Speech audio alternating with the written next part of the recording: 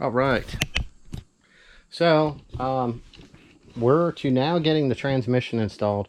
I did start picking at this. I got a lot of stuff taken apart here on the sides. We're done taking the struts and we're going to pull the axles. We got everything out of here on the way on the top. Instead of pulling the intake, I'm just pulling the throttle body this time for doing this transmission. We have everything undone here with our shifter cables. They're undone. Right now, we're at the point of I got to get this hard pipe off down here. It looks like it's a little bound the way it was put on here, but this is just normal for aftermarket stuff when it goes together. Really impressed. I think this is the first time I've seen one of these. This runs the older style screw in, but it's actually got the plug end plugs right into your harness, which is pretty cool. And yeah. So that stuff's taken care of. We're busy working on getting everything else out of the way. Down here on the bottom, like I said, I'm getting ready to remove this pipe. I got this is loose. I got to get this pipe off, and then we'll get that pulled down out of the way. We do have to drain the transmission yet, and then we'll be popping out the axles before we get that new thing installed, as you can see. The next step, like I said, is going to be getting this. We'll get these brackets out of the way. I'll get the starter undone, drain the transmission, get my axles out on both sides, using these large zip ties here to zip tie up my caliper so they're not hanging. And then I'll get the engine hoist set up, and I'll put the chain on it, and we'll drop this down. I have another jack sitting over here, which I'll put a block of wood underneath the oil pan just to help support that, so that we don't put any stress on anything else when we're dropping this out. This one, it's one of those things where there is some aftermarket stuff, so things are put together a little different, things are done different.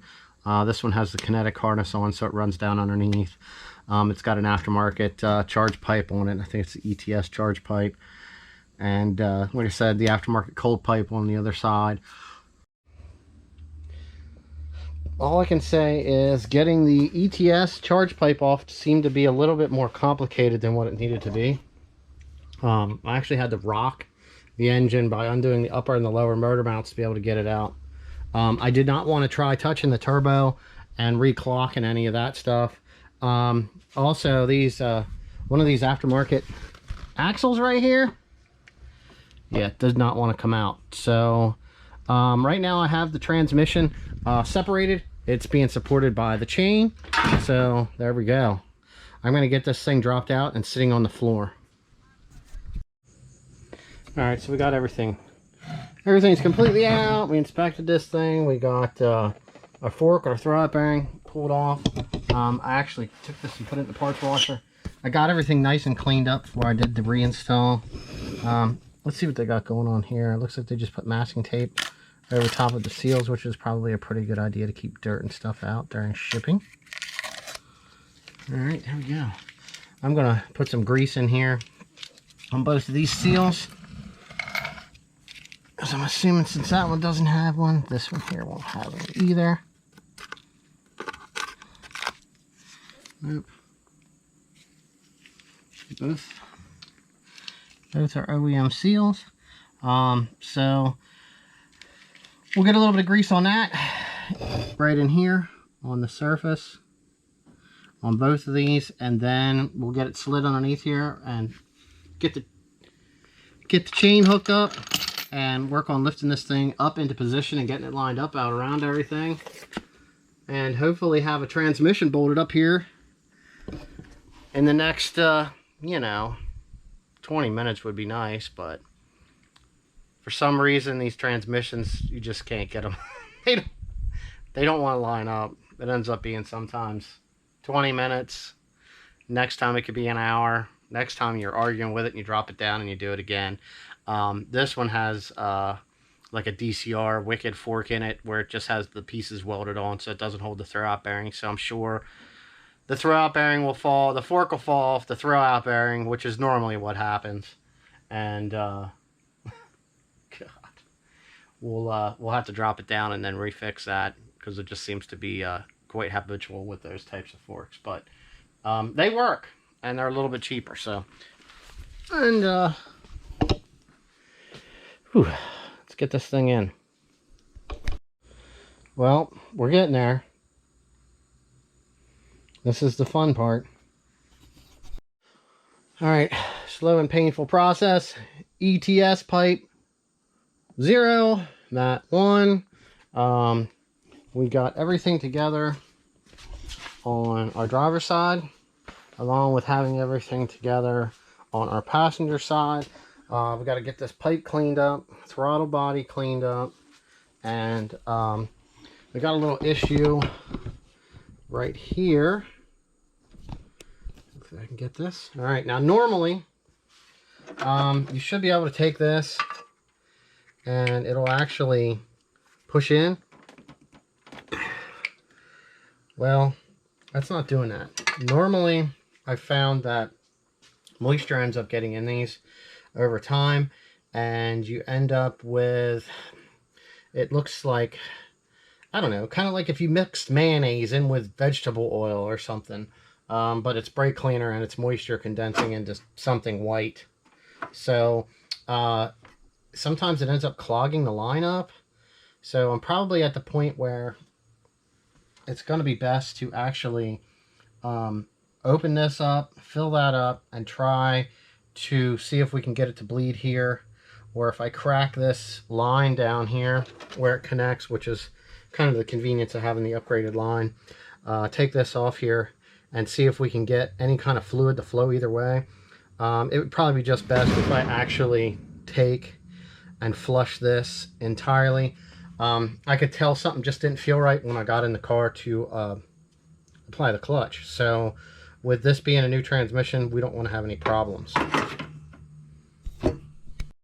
We got everything cleaned up, flushed all the fluid through. We got fresh fluid down in our clutch hydraulic system right now.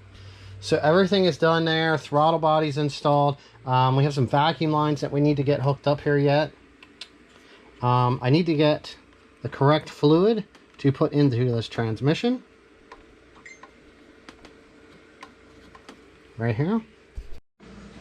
Okay, so basically message the people who put this together, and this is what they had said. So you have the option of what they recommend is Mobil 1 1040 high mileage engine oil with, and they say it's perfect for wet clutches and crankcases and performs excellent in gearboxes with friction based material synchros.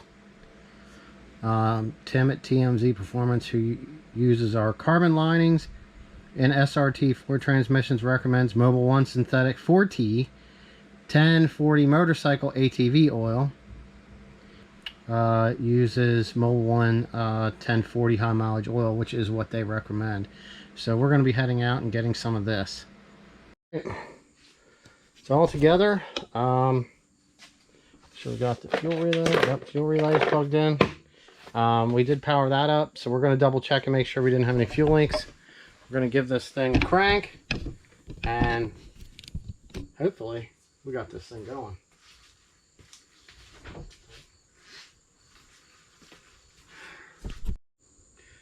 Okay, well, I forgot to tighten up the lugs on the front, so I just had to do that. But I did do the initial start, let it run for a minute or so, and neutral, and then put it into gear, ran it through all the gears. We had no problems at all. Pumped the brakes up. They were working good. I don't see anything leaking on the ground. So let's put this thing down.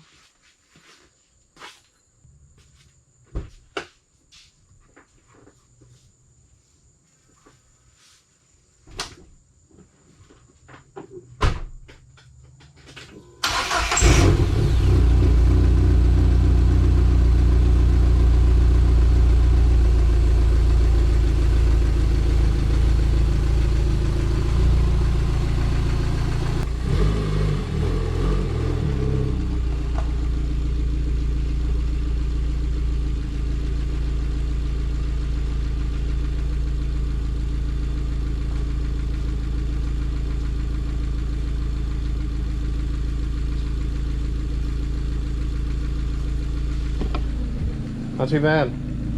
Still got a little bit of dirt to clean up.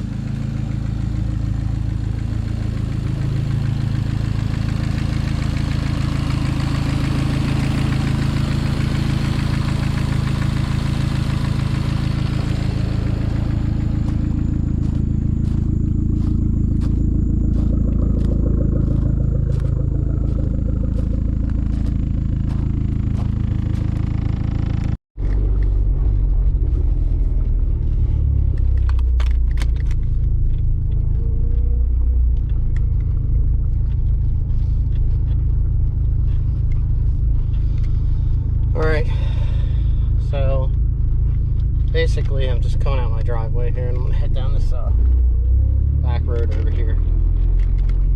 Just go for a little quick putt, upshift, downshift, just kind of see how the trans is going to act.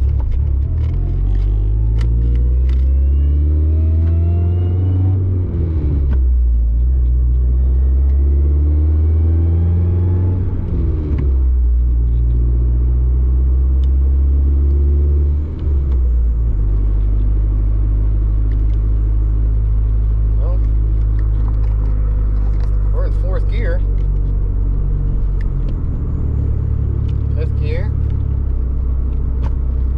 fourth, third,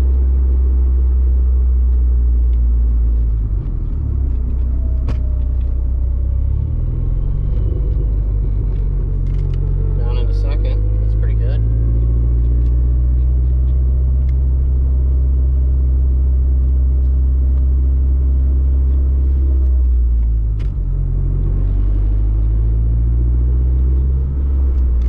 Slow down, we're going 25. Ah.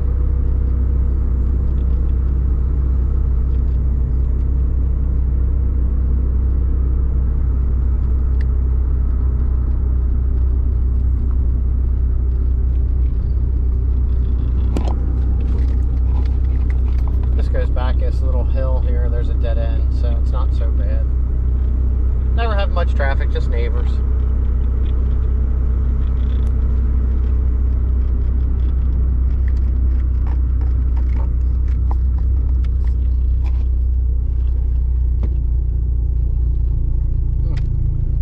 First, which is good.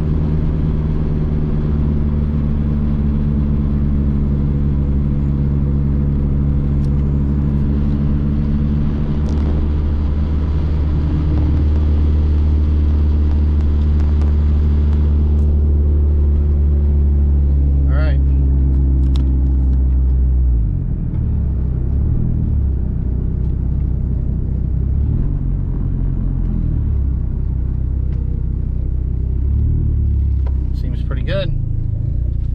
We'll pull her in, give her a quick look over, call it modified, and ready to go give some V8 some problems.